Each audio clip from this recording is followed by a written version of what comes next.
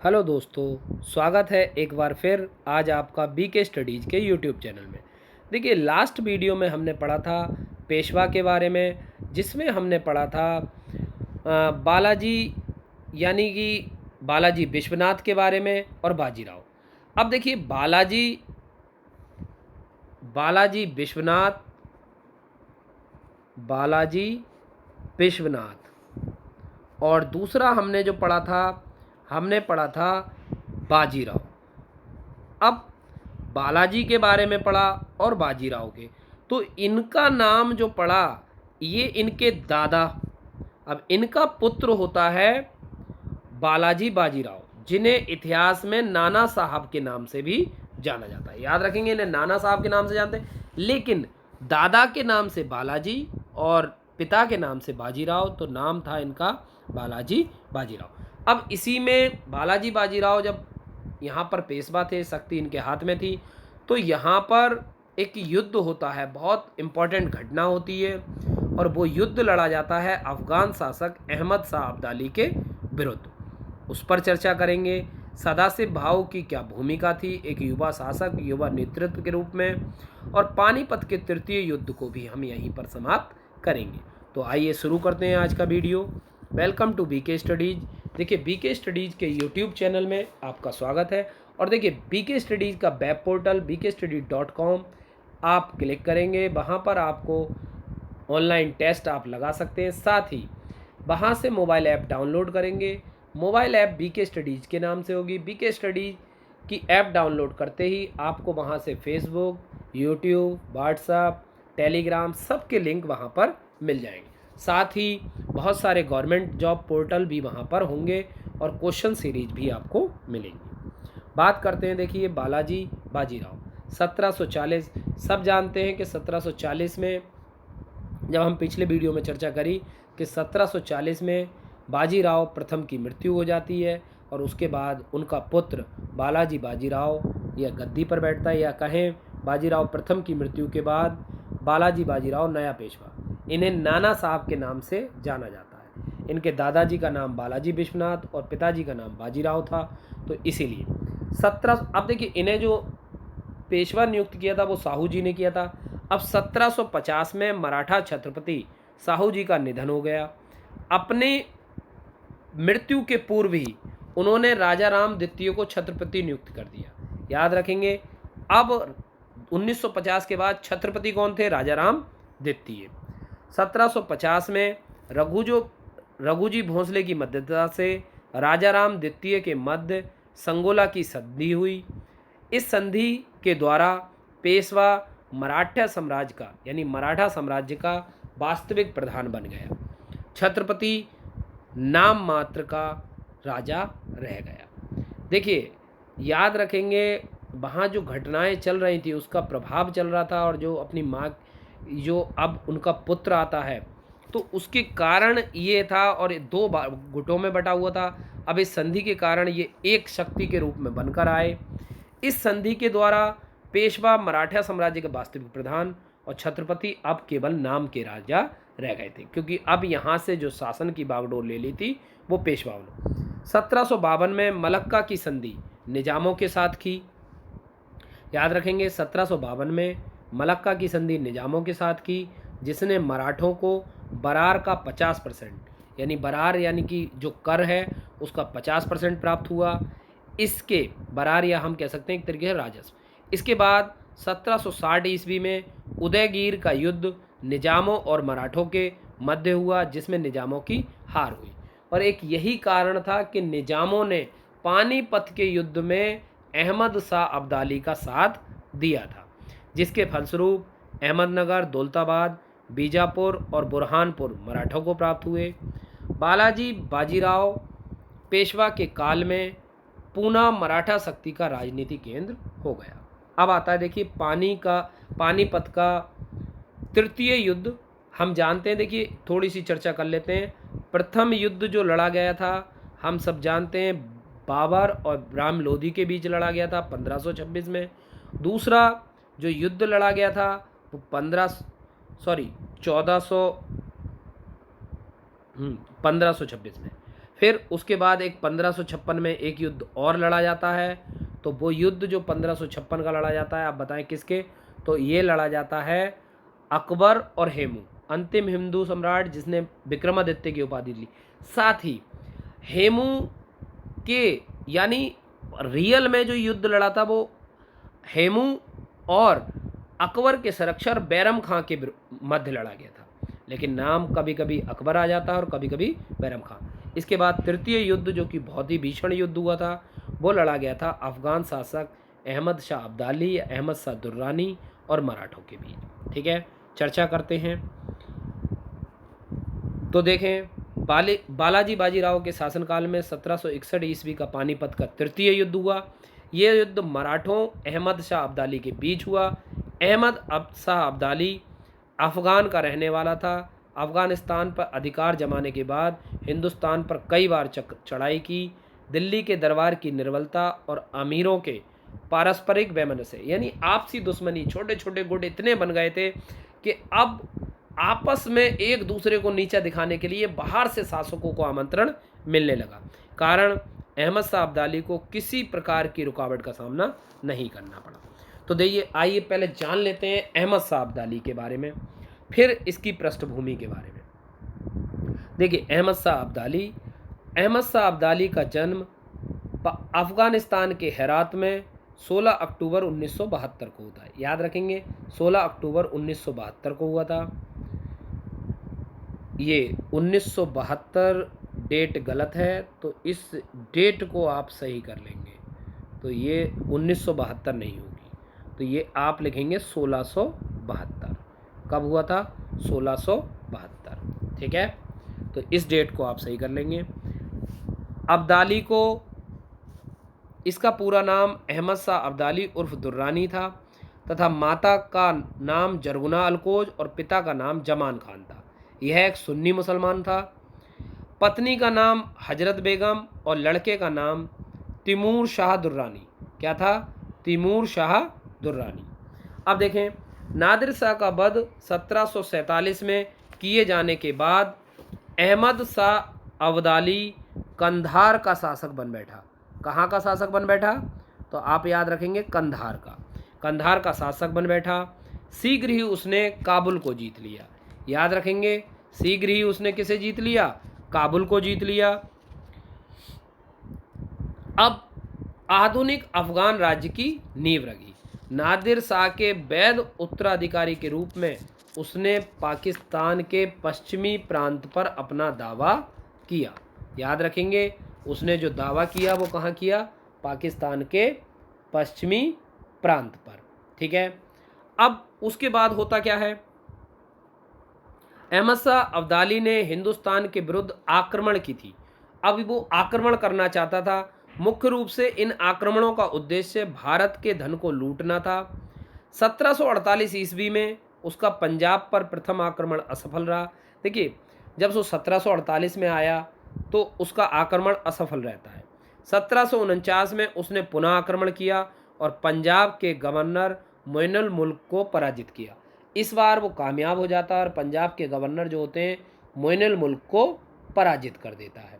1752 में उसने पंजाब पर तीसरा आक्रमण किया। अहमद शाह अब्दाली को सिंध तथा पंजाब प्रांत दे दिया। अब याद रखेंगे, उस समय जो यहाँ का बादशाह था वो था अहमद शाह, सम्राट, यानी मुगल सम्राट जो थे वो अहमद शाह थे। तो उन्होंने क्या किया? सिंध और पंजाब प्रांत दे दिया। नवंबर 1753 में मोइनुल मुल्क की हत्या हो जाने पर वजीर इमादुल मुल्क ने अदीना बेग को पंजाब का सूबेदार नियुक्त किया। याद रखेंगे, क्या याद रखना है आपको कि तो यहाँ पर ये जो अहमद शाह मैंने बोला, तो अहमद शाह की जगह आप इन्हें कर सकते हैं शाह आलम, जिसका नाम था अली गौहर। इसका नाम अली गौहर भी अहमद शाह सही है। यहाँ पर ये अहमद शाह ही है, क्योंकि 1748 से 1754 तक जो मुग़ल बादशाह रहे थे वो अहमद शाह। क्योंकि अगर मैं बात करूं शाह आलम द्वितीय की या अली गौहर की, तो वो पानीपत के युद्ध के समय थे। तो थोड़ा कन्फ्यूज हुआ मैं, कोई नहीं, लेकिन आप यहाँ पर अहमद शाह ही रहने देंगे। अहमद शाह का बस एक बार टाइम और लिख लेंगे। अहमद शाह का जो टाइम है वो है 1748 से 1754। याद रखेंगे, यहाँ पर अहमद शाह हैं, और जब युद्ध होगा तो उस समय होंगे शाह आलम द्वितीय, अली गौहर। ठीक है। अब देखिए, अहमद शाह अब्दाली ने पंजाब के कार्य में हस्तक्षेप किया और नवंबर 1756 ईस्वी में भारतीय संविधान सीमाओं का उल्लंघन कर भारत में प्रवेश कर लिया। जनवरी 1757 ईस्वी में वह दिल्ली में प्रवेश कर गया और उसने मथुरा तथा आगरा तक लूटा। अपनी वापसी से पहले अब्दाली ने भारत में आलमगीर द्वितीय को सम्राट, याद रखेंगे, आलमगीर द्वितीय को उसने सम्राट घोषित कर दिया। और क्या किया, वहाँ से लौट जाता है। होता क्या है, आलमगीर द्वितीय जो होते हैं, उनकी पुत्री का विवाह जो अहमद शाह अब्दाली के पुत्र यानी उसके लड़के से करा देते हैं, जिसके कारण वो क्या करता है, उन्हें देखकर वहीं से लौट जाता है। ठीक। इमादुल मुल्क को वजीर एवं रोहेला सरदार नजीबुद्दौला को साम्राज्य का मीर बख्शी या अपना मुख्य एजेंट नियुक्त किया। याद रखेंगे, इमादुल मुल्क को वजीर और रोहेला सरदार नजीबुद्दौला को साम्राज्य का मीर बख्शी। मार्च 1758 ईस्वी में मराठा सरदार रघुनाथ राव, याद रखेंगे, रघुनाथ राव बाजीराव प्रथम के ही पुत्र थे। मराठा राव सरदार रघुनाथ राव दिल्ली पहुंचा और उसने नजीबुद्दौला को दिल्ली से निकाल दिया। फिर पंजाब को लूटा और अंत में अदीना बेग खां को पंजाब का गवर्नर नियुक्त करके लौट आया। यानी कहने का मतलब, अब एक तो अहमद शाह अब्दाली उसे शासक बनाकर गया, अब ये वहाँ जाते हैं और वहाँ को दिल्ली से निकाल देते हैं और क्या करते हैं, अदीन बेग खां को पंजाब का गवर्नर नियुक्त करके लौट आते हैं। अब अहमद शाह अब्दाली जो होता है, मराठों से बदला लेने के लिए पुनः भारत पर आक्रमण कर देता है। एक बार भारत लौट गया, अब कहते हैं आ बैल मुझे मार। अब इन्होंने जाकर अपनी शक्ति, क्योंकि मराठा उस समय बहुत बड़ी शक्ति थे, तो अपनी शक्ति दिखाने के लिए इन्होंने ये सब किया। अब देखिए, यहाँ से शुरुआत होती है। 10 जनवरी 1760 को अहमद शाह अब्दाली ने मराठा सेनापति दत्ता जी की हत्या कर दिल्ली पर। अब फिर वहाँ से अहमद शाह अब्दाली आते हैं और मराठा सेनापति जो दत्ता जी होते हैं उनकी हत्या करके दिल्ली पर कब्जा कर लेते हैं। अब मराठों की ये हार इस युद्ध का कारण बनी। इस हार का समाचार सुनकर पेशवा बाजीराव ने अब्दाली की शक्ति को नष्ट करने के लिए अपने चचेरे भाई सदाशिव राव भाऊ के नेतृत्व में एक विशाल सेना भेजी। इस सेना ने 2 अगस्त 1760 को दिल्ली को अब्दाली के कब्जे से आज़ाद करा लिया। अब देखिए, दिल्ली को अब्दाली के कब्जे से कैसे, कि जो उनके लोग थे उन लोगों को समझाया, और उसी समय कुछ अकाल जैसी स्थिति आ गई थी, सेना का खर्चा नहीं चल रहा था, तो कहीं ना कहीं अब्दाली को भी लगने लगा था कि अकाल, एक टाइम युद्ध की स्थिति टलती नज़र आ रही थी, तो एक अकाल से दुखी थे लोग और लोगों को उतना शासन में देख रेख हो नहीं पा रही थी, तो इस कारण कई बदलाव हो रहे थे। अब दिल्ली के पर कब्जे से आज़ाद करा लिया। अब्दाली इस हार से क्या हुए, तिल मिला उठे। अब्दाली अब तिल, लेकिन वह यमुना पार करने में सक्षम नहीं था, क्योंकि यमुना का उस समय जो बहाव था काफ़ी तेज था और उसे क्या, उसके पास पर्याप्त रूप में जो नौसेना थी वो नौसेना अवेलेबल नहीं थी। अब्दाली अब पार नहीं कर पा रहा है, इससे और ज़्यादा तिल मिला गया, इसलिए हार स्वीकार करने के लिए विवश हो गया। हालांकि ये विजय मराठों के लिए शुभ साबित ना हुई। अब पराय जो वहाँ पर होता है, अब्दाली ने अपने यहाँ पर हार स्वीकार करके, और अब एक तरफ तो उसने हार मानी, कहीं मन ही मन वो इस चीज़ को अंदर लिए बैठा था और बहुत तेज अग्नि के साथ उसको, कहते हैं ना कि जब अब आप अधूरी तैयारी के साथ आए, अगली बार आए तो पूरी तैयारी के साथ, और अगली बार जो इतने शासक और इतने सैनिकों के साथ आया कि मराठा इतनी वीरता से लड़े, फिर भी क्योंकि नंबर मैटर, तो यहाँ पर नंबर गेम खेला अहमद शाह अब्दाली ने। ठीक। जीत के बाद तुरंत भरतपुर के राजा सूरजमल ने मराठों, अब देखिए इस युद्ध में सूरजमल भी इनके साथ थे मराठों के, अब सूरजमल ने, और साथ ही अवध का नवाब जो सुजाउद्दौला था। अब देखिए सुजाउद्दौला इनके साथ क्यों था, इन्होंने सुजाउद्दौला को क्यों मिलाया था। देखिए अब मैंने अभी बताया कि जो अहमद शाह अब्दाली था वो एक सुन्नी मुसलमान था और शुजाउद्दौला जो थे एक सिया।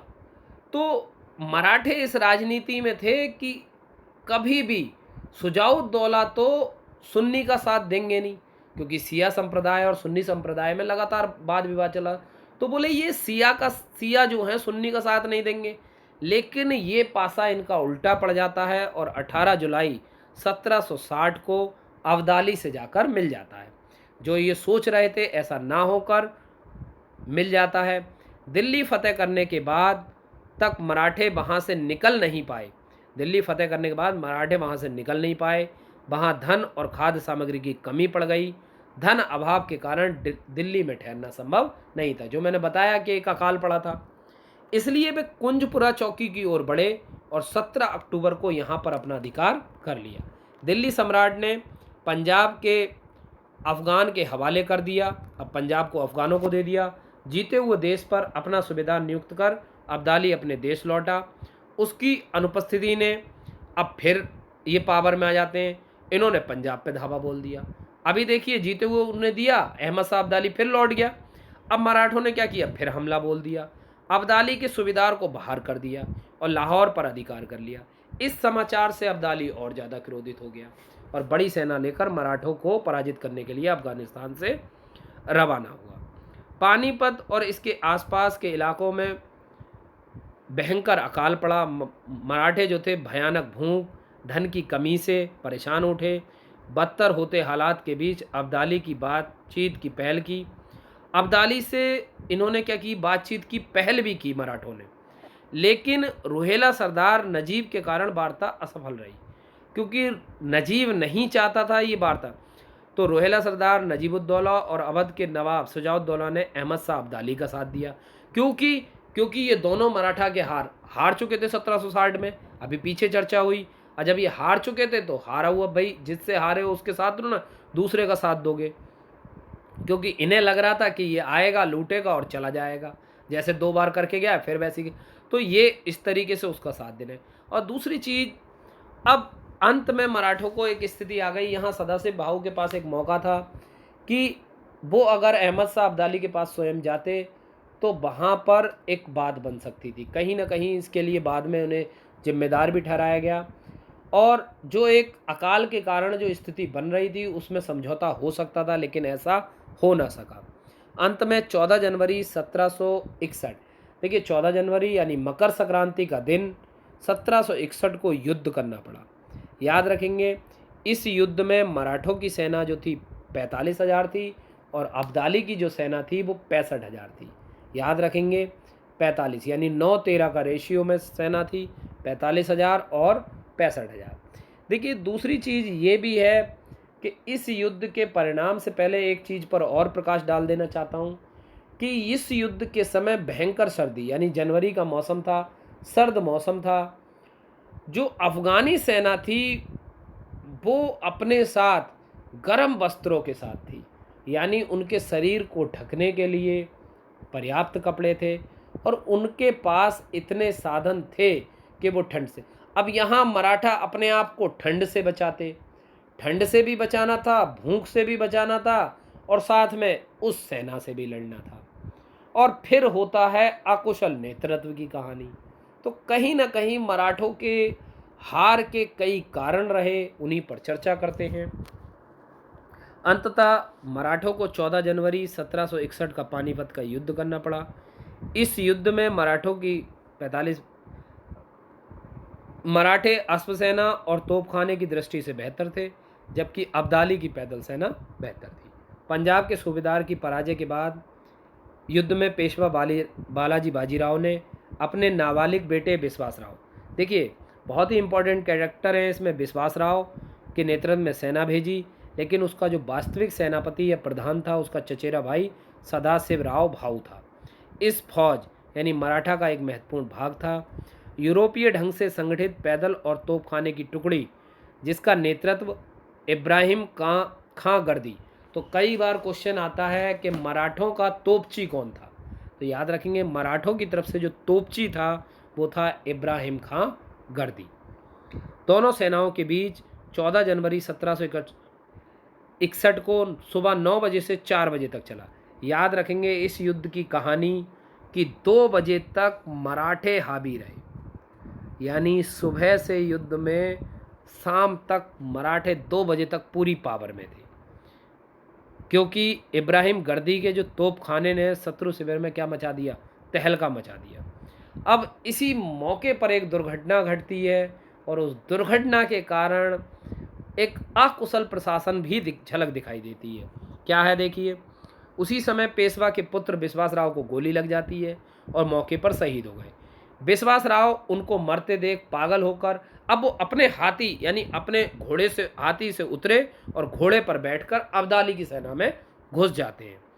ऐसी स्थिति में क्या होना है, अब देखिए आप जोश से काम लिया, आपने होश से काम लेना था। अगर आप रहकर वहां सेना का नेतृत्व करते थे तो याद रखें आप युद्ध में हावी थे और लगातार। अब जब आप शहीद हो जाएंगे तो आपकी सेना का मनोबल टूटना था। अब घुस जाते हैं और वहां जाकर क्या हो जाते हैं, शहीद हो जाते हैं।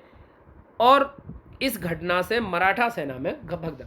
देखिए जब शासक को अगर नहीं पाएगी तो उन्हें लगा कि शासक मारा गया, हालांकि आप लड़ने गए हुए हैं लेकिन सेना तो आपको हाथी पर देख रही है, क्योंकि इतनी दूर से सेना देख रही है। अब हाथी से राजा गायब, अब सेना नायक गायब, तो उन्होंने सोचा सेनापति मारा गया, अब हम भी मारे जाएंगे। तो आधे भाग लिए, आधे वापस लौट लिए। अब जब कोई सेना वापस के लिए लौटती है तो इसीलिए क्या है, उसको फिर उनकी सेना ने कुचल दिया यानी मार दिया। मराठा सेना इस घटना से भगदड़ मच गई और वह हार गई। पेशवा को हार और अपने भाई व पुत्र की मृत्यु का समाचार एक कोर्ट के जरिए, यानी कि एक व्यापारी था, व्यापारी ने एक कूट संदेश दिया, उसने दिया था 2 मोती नष्ट हो गए। अब 2 मोती कौन से, विश्वास राव और सदाशिव राव भाव, और 87 स्वर्ण मोहरे, यानी 87 जो प्रशासक थे। एक नाम मैंने बताया था, कौन सा था, कृष्णा, जो कि बालाजी प्रथम यानी बाजीराव प्रथम के पुत्र थे।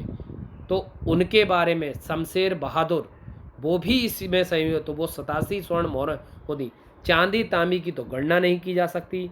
इस युद्ध में भाऊ सहित 28,000 मराठे मारे गए, शेष बंदी बना ले गए जिन्हें बाद में मार डाला गया।